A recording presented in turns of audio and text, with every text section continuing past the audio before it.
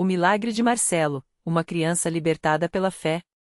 Marcelo tinha apenas 7 anos quando sua mãe, Dona Maria, o levou pela primeira vez à congregação cristã no Brasil.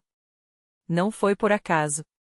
Há semanas, o menino lutava contra uma doença que os médicos não conseguiam explicar direito, encefalomielite aguda, uma inflamação rara que atacava seu cérebro e medula, deixando-o fraco, com febre alta e, nos piores momentos, quase sem conseguir se mover. Os exames mostravam manchas brancas no cérebro, e os neurologistas, com rostos sérios, falavam em sequelas permanentes. Prepare-se para o pior, disseram. Mas Dona Maria, uma mulher simples que trabalhava como doméstica, não aceitou aquelas palavras. Ela tinha ouvido falar de uma igreja onde Deus ainda operava milagres. Era uma tarde de sábado quando ela entrou, tímida, na pequena sala de cultos da CCB, em um bairro humilde de São Paulo. O lugar era simples, paredes brancas, bancos de madeira enfileirados, sem nenhum adorno chamativo. No fundo, um quadro com os dizeres a Jesus Cristo é o mesmo ontem, hoje e eternamente. Os irmãos e irmãs, vestidos com modéstia, as mulheres com saias longas e cabelos presos, os homens de camisa social cantavam hinos à capela, vozes unidas em harmonia perfeita, sem nenhum instrumento. Louvai ao Senhor, todos os povos, louvai, ó, todas as nações. O som puro daqueles corações tocou fundo em Dona Maria, que seguiu até um banco próximo à porta, com Marcelo nos braços, febril e sonolento. Um ancião, homem de cabelos grisalhos e olhar sereno, dirigia a reunião. Ao ver a mãe com a criança doente, aproximou-se com um sorriso tranquilo. Irmã, tudo bem? O que aconteceu com o menino? Dona Maria, com a voz embargada, contou tudo. As idas ao hospital, os remédios que não faziam efeito, o medo de perder o filho. O ancião ouviu com atenção, depois colocou a mão no ombro dela e disse: Deus é maior que qualquer doença. Vamos orar por ele. Naquele momento, Marcelo abriu os olhos, como se tivesse ouvido. Era uma fraqueza tão grande que mal conseguia sustentar a cabeça, mas algo naquele lugar o acalmava. Os irmãos se aproximaram, formando um círculo em torno deles. Não havia gritos, nem espetáculo, apenas corações unidos em súplica. O ancião orou com voz firme, mas cheia de ternura: Pai Celestial, olha para este menino. Tu conheces seu sofrimento. Estende tua mão misericordiosa e restaura sua saúde, para que muitos vejam tua glória. As lágrimas de Dona Maria caíram sobre o rosto do filho enquanto as vozes ao redor repetiam: Amém. Amém. Nos dias seguintes, Marcelo continuou indo aos cultos, mesmo fraco. Dona Maria não perdia uma reunião. Às vezes, o menino adormecia nos bancos, mas ela sabia que ali, na presença de Deus, havia esperança. Uma noite, durante a Santa Ceia, enquanto os irmãos partilhavam o pão e o vinho em memória ao sacrifício de Cristo, Marcelo, sentindo-se um pouco melhor, pediu para ficar de pé. Foi então que algo inesperado aconteceu. Suas pernas, antes trêmulas, sustentaram seu peso. Ele deu um passo. Depois, outro. E outro. Dona Maria soltou um grito abafado de alegria, e os irmãos, comovidos, elevaram louvores em voz baixa, mas profunda. No domingo seguinte, durante o culto, Marcelo subiu ao púlpito para dar seu testemunho. Com a voz ainda frágil, mas os olhos brilhantes, contou como se sentia antes com medo, dorente como agora, depois das orações, conseguia correr, brincar, viver como qualquer criança. Deus me curou, disse, simples assim. O ancião, emocionado, abraçou-o e lembrou a todos: a fé não é só acreditar que Deus pode. É saber que Ele quer nos abençoar. Marcelo cresceu na CCB. Anos depois, já batizado nas águas, ele mesmo se tornou um jovem dedicado, ajudando nas reuniões, cantando os hinos com fervor. Sua história se espalhou, não como um caso médico inexplicável, mas como um testemunho vivo do poder de Deus em meio a um povo humilde e fiel. E a lição? Dona Maria costuma dizer: quando o mundo diz que não há jeito, Deus está preparando o milagre. Não precisamos de shows, nem de palavras bonitas. Precisamos de um coração sincero e de uma igreja que ora. Na congregação cristã no Brasil, Marcelo não encontrou apenas a cura. Encontrou um lar espiritual, onde a simplicidade é força, e a fé, uma âncora inquebrantável. Anos se passaram, e Marcelo, agora um homem feito, nunca esqueceu aquele dia em que as mãos de Deus o tocaram através da oração daqueles irmãos. Ele se casou com uma jovem da igreja, a Lúcia, que também tinha uma história de fé. Sua mãe fora curada de uma doença grave depois de um jejum de 3 dias na congregação. Juntos, eles criaram seus filhos na mesma simplicidade e devoção que aprenderam desde pequenos. Mas a vida, como sempre, trouxe provações. Um dia, o filho mais velho de Marcelo, Pedro, então com 10 anos, começou a sentir dores fortes nas pernas. Os médicos, depois de exames e mais exames, deram um diagnóstico cruel, uma doença degenerativa rara, que aos poucos tiraria a mobilidade do menino. Não há cura, disseram. O melhor que podemos fazer é retardar o avanço. Marcelo e Lúcia se entreolharam na sala do hospital, e sem precisar dizer nada, sabiam o que fazer.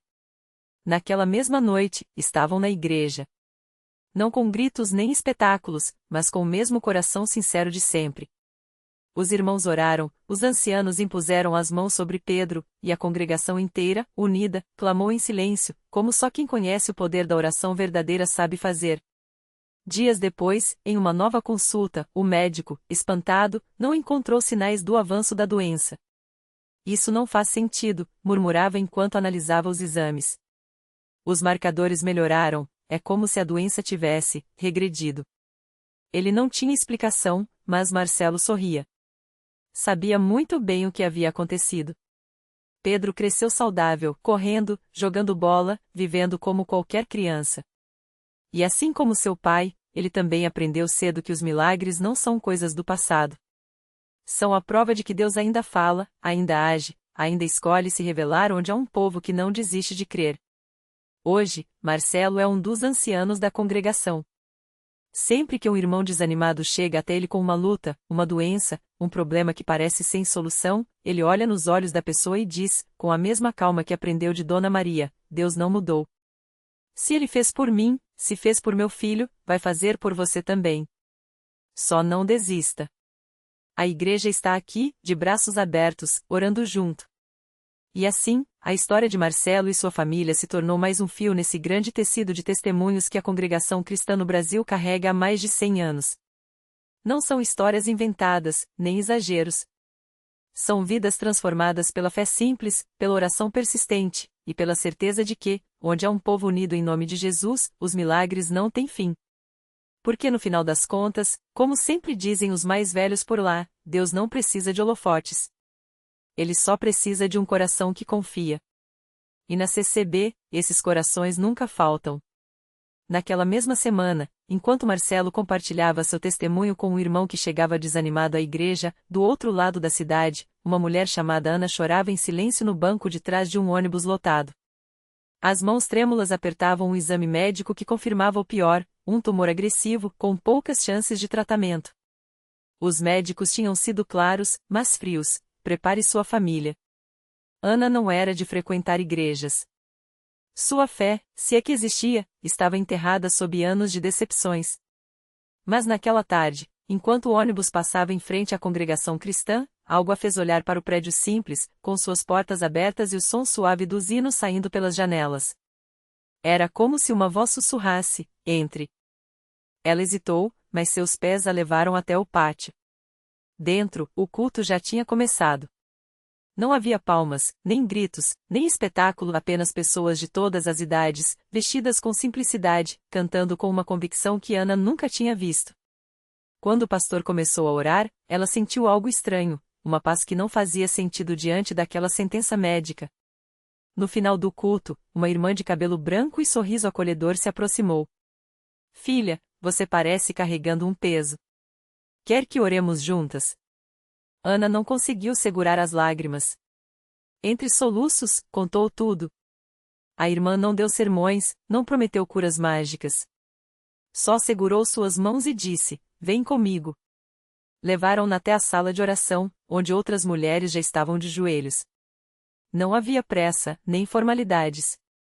Apenas vozes unidas, pedindo a Deus o que só ele poderia fazer.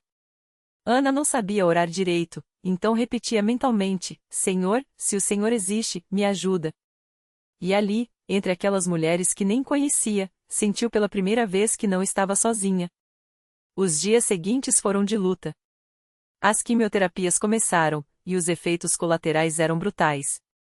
Mas toda terça e sexta, Ana estava na igreja.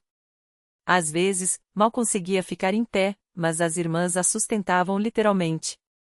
Uma lhe levava sopa, outra orava ao telefone à noite, um irmão oferecia carona para os exames. Não era ajuda interesseira, era amor de verdade, daquele que não pede nada em troca. Até que, 3 meses depois, um novo exame deixou os médicos boquiabertos. O tumor havia regredido de forma inexplicável. Isso não é comum, disseram, com cautela. Mas Ana sabia. Ela voltou à igreja com o laudo nas mãos, chorando de gratidão. Dessa vez, não eram lágrimas de dor, mas de uma alegria que só quem foi tirado do fundo do poço entende. Hoje, Ana é uma das primeiras a chegar aos cultos. Não para mostrar sua cura, mas para estar perto daqueles que a seguraram quando ela não tinha mais forças. Ela aprendeu que milagre não é só o tumor sumir, é a mão que aperta a sua no momento certo, é a oração que sobe ao céu mesmo quando a fé está pelo chão, é a igreja que não te solta, não importa o que venha. E assim, como Marcelo, como Dona Maria, como tantos outros, Ana descobriu que a congregação cristã não é um lugar de respostas fáceis, mas de uma fé que resiste. Porque ali, entre hinos antigos e joelhos no chão, Deus continua fazendo o que sempre fez, transformando cinzas em beleza, choro em dança, e corações partidos em testemunhos vivos. E a história continua. Sempre continua. Naquele mesmo ano, enquanto Ana compartilhava seu testemunho pela primeira vez no púlpito, uma mulher chamada Fernanda entrou pela porta dos fundos da igreja, arrastando os pés como se cada passo pesasse 1 tonelada. Ela vinha de uma clínica onde o médico havia olhado nos seus olhos e dito, sem rodeios, sua filha tem 3 meses de vida, no máximo. A menina, Sofia, de apenas 7 anos, lutava contra uma doença rara que os especialistas não sabiam nem nomear direito. Fernanda já tinha chorado todas as lágrimas que o corpo podia produzir. Quando viu Ana no altar, falando sobre um Deus que ressuscita o que estava morto dentro dela, algo dentro de Fernanda estremeceu. Não era esperança ainda não. Era só um fio de curiosidade, como uma brasinha que teima em não apagar debaixo da cinza. Ela não subiu para o altar naquele dia. Ficou encostada na última fileira, com as mãos tremendo no colo, enquanto as irmãs passavam pelo corredor distribuindo óleo ungido. Uma delas, a irmã Cláudia, parou na sua frente, sem perguntar nada, apenas colocou a mão em seu ombro e sussurrou, Deus não esqueceu de você. Fernanda não conseguiu segurar o soluço que escapou. Foi aí que a irmã Cláudia puxou uma cadeira e sentou ao seu lado, como se tivessem se conhecido a vida toda. Minha filha está morrendo, Fernanda confessou, e as palavras saíram como um veneno que ela finalmente deixava escorrer. A irmã Cláudia não deu respostas prontas. Não falou em tudo vai ficar bem ou é a vontade de Deus. Ela apenas segurou a mão de Fernanda e disse: Então vamos lutar. E foi assim que começou. Nos dias seguintes, Fernanda voltou. Não por obrigação, mas porque, pela primeira vez em meses, ela não se sentia sozinha na batalha. As irmãs da igreja começaram a visitar Sofia no hospital, levando não só orações, mas brinquedos, histórias, risadas, coisas que faziam a menina esquecer, por alguns minutos, as agulhas e os tubos. O pastor orava com Fernanda depois dos cultos, e ela aprendia, aos poucos, que fé não era fechar os olhos para a dor, mas agarrar a mão de Deus enquanto se caminha no meio dela. Até que, numa terça-feira à noite, durante uma corrente de oração na igreja, algo aconteceu. Sofia, que há semanas não conseguia nem sentar na cama sem sentir uma dor lancinante, pediu à mãe para ir ao banheiro sozinha. Fernanda, assustada, acompanhou-a de longe, pronta para correr se a filha caísse. Mas Sofia não caiu. Ela andou. E quando voltou, sorrindo, disse algo que gelou e aqueceu o coração da mãe ao mesmo tempo. Mamãe, minha barriga não dói mais. Os médicos, é claro, não tinham explicação. Os exames que antes mostravam um corpo sendo consumido pela doença agora mostravam uma melhora inexplicável. Remissão espontânea, disseram, com um encolher de ombros que escondia o espanto. Mas Fernanda sabia. Ela tinha visto as mãos das irmãs sobre a cabeça da filha, tinha ouvido os clamores que subiam daquele salão simples, tinha sentido o peso da dor se transformar em algo leve, como se alguém tivesse tirado um fardo que ela carregava há anos. Hoje, Sofia tem 10 anos. Corre, pula, vai à escola, e adora ajudar a arrumar as cadeiras da igreja aos domingos. Fernanda, que antes mal conseguia olhar para o céu sem sentir raiva, agora é quem segura a mão das mães que chegam desesperadas, com diagnósticos nas mãos e o coração em pedaços. Ela repete para elas as mesmas palavras que a irmã Cláudia lhe disse. Vamos lutar. Porque na congregação cristã, Fernanda aprendeu que milagre não é só a doença ir embora. É a igreja que se torna família quando a sua própria família não sabe o que dizer. É o abraço que chega antes das lágrimas caírem. É a certeza de que, mesmo quando o mundo diz não tem jeito, Deus ainda está escrevendo a história. E a história continua. Sempre continua. Naquele mesmo ano, um casal chegou à igreja arrastando mais dor do que esperança. Era João e Mariana, com um filho de 3 anos, Lucas, nos braços. O menino nasceu com uma doença rara que os médicos chamavam de degenerativa. Cada dia que passava, ele perdia um pouco mais dos movimentos, e os pais já tinham ouvido de tudo. Preparem-se para o pior, não há tratamento, ele não vai andar, não vai falar. Mariana chorava em silêncio nos cultos, com as mãos trêmulas segurando uma foto de Lucas sorrindo, um sorriso que, aos poucos, estava sumindo, junto com suas forças. João, por sua vez, tinha se fechado. Não chorava, não falava, só olhava para o chão como se estivesse contando os dias que lhe restavam com o filho. Até que, em uma noite de quarta-feira, a irmã Cláudia os chamou para frente. Não foi com palavras bonitas ou promessas vazias. Foi com a mesma firmeza com que havia falado com Fernanda anos antes. Vocês vão ver a glória de Deus na vida desse menino. E começou a oração. Não era uma oração qualquer. Era daquelas que faz o chão tremer, que faz o ar ficar pesado, que faz o coração apertar porque você sabe que algo está prestes a acontecer. João, que nunca tinha derramado uma lágrima na igreja, caiu de joelhos. Mariana, que já não acreditava em mais nada, sentiu uma paz tão forte que suas pernas fraquejaram. Naquela noite, Lucas não sarou instantaneamente. Não levantou correndo, não gritou estou curado. Mas algo mudou. Os médicos, que antes só davam más notícias, começaram a franzir a testa nas consultas seguintes. Estranho, murmuravam, enquanto os exames mostravam que a doença parou de progredir. Depois, veio a primeira palavra clara que Lucas falou em meses, mãe. Depois, o primeiro passo trêmulo, segurando no sofá. Hoje, Lucas tem 7 anos. Ele corre atrás dos amigos no pátio da escola, adora desenhar dinossauros e, toda semana, insiste em sentar no colo do pai durante o culto. João, que antes parecia um homem derrotado, agora é quem ajuda a carregar as caixas de doações da igreja. Mariana, que já teve medo de olhar para o futuro, hoje lidera um grupo de mães que oram pelas crianças doentes. Eles não esqueceram os dias difíceis. Mas agora sabem que aquelas noites de choro no altar não foram em vão.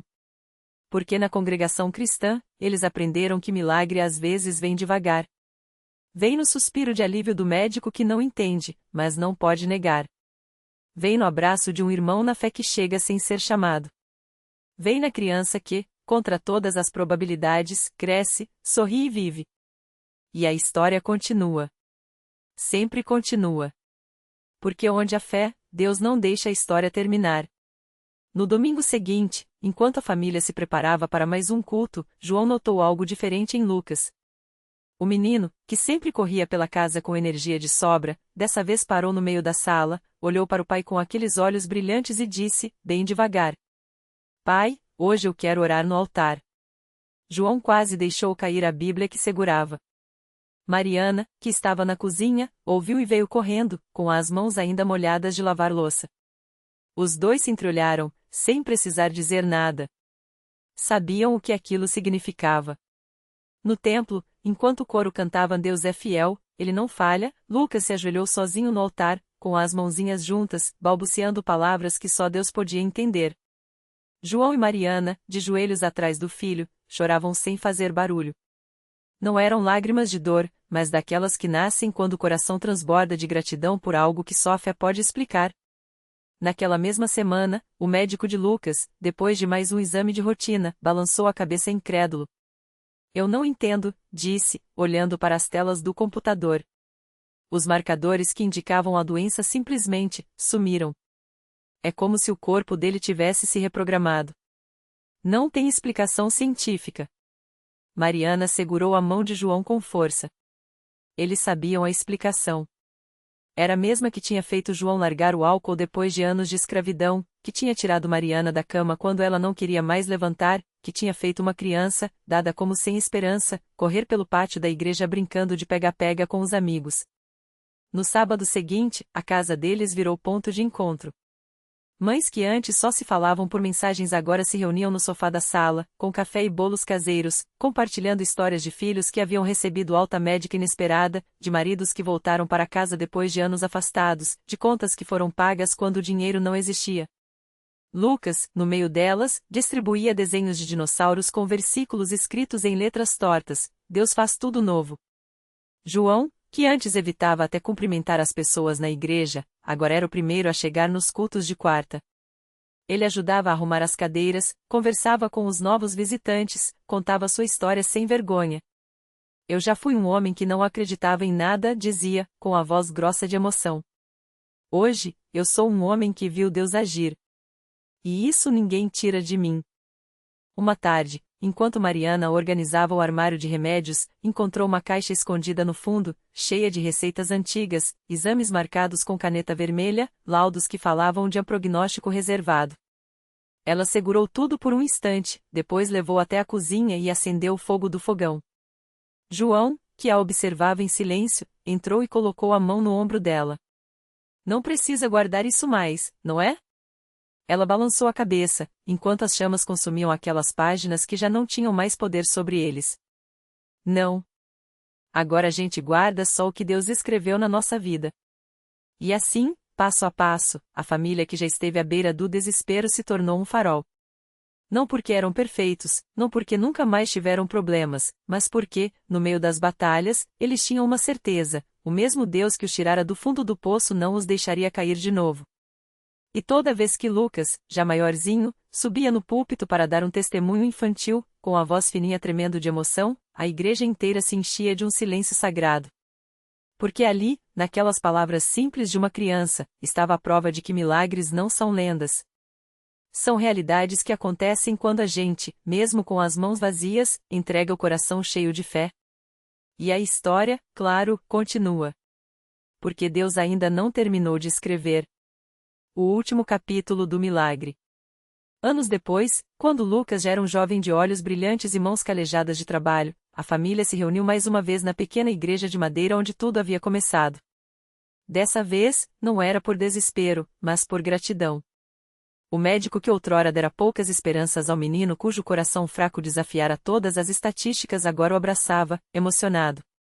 Não há explicação médica, admitira, segredando ao pai de Lucas, mas eu sei que vocês oraram. E algo, além respondeu. O milagre não fora apenas a cura de Lucas. Foi a mãe, que aprendeu a costurar e transformou retalhos em um negócio que sustenta outras famílias. Foi o pai, que trocou orgulho pela humildade e hoje aconselha homens quebrantados no mesmo banco de igreja onde chorou. Foi a irmã mais nova, que nasceu quando todos achavam que a alegria havia se esgotado, e cujo riso enche a casa como um hino. Naquela noite, sob um céu estrelado que parecia um manto bordado por Deus, Lucas segurou a Bíblia que lhe fora dada na infância, aquela mesma que sua mãe folheara com lágrimas, buscando promessas nas madrugadas de angústia. Ele leu em voz alta: Até aqui nos ajudou o Senhor, a 1 Samuel 7:12. E então, com a voz firme do quem sabe o peso de cada palavra, acrescentou: Mas a história não é sobre o até aqui. É sobre o daqui para frente, porque Deus não nos tira do poço para nos deixar na beira. Ele nos leva adiante para sermos faróis. Reflexão final. Milagres não são apenas curas ou soluções instantâneas. São as cicatrizes que se tornam mapas para outros perdidos. A família de Lucas descobriu que a fé não é a certeza de que Deus muda o caminho, mas a confiança de que Ele anda conosco nele mesmo quando o chão treme. O verdadeiro milagre não foi apenas sobreviver à tempestade, mas aprender a dançar na chuva. Lição de vida. Deus não apaga as páginas difíceis da sua história, Ele as usa para escrever um final que você nunca ousaria sonhar. Entregue-lhe as cinzas, e Ele devolverá estrelas. Não porque você mereça, mas porque Ele é bom. E sua história em você? Ainda está sendo escrita.